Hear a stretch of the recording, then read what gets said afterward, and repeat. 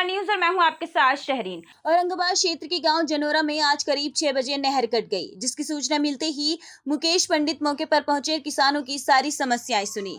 बालका और जनोरा के पास नहर कटी तो वहां के किसान मौके पर इकट्ठा हो गए। किसानों का कहना है कि पिछले साल भी गंग नहर कट गई थी।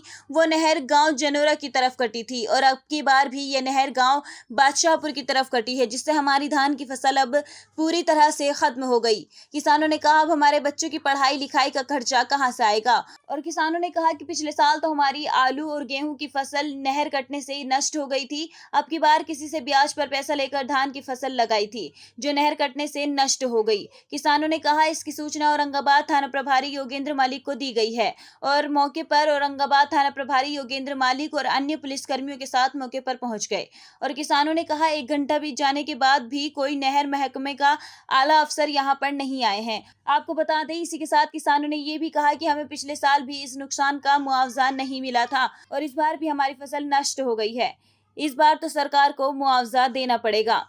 भैया मेरा नाम कलवा सिंह है। भैया ये नहर कब कटी है यहाँ पे? भैया नहर कटी है लगभग घंटे भर पहले जी।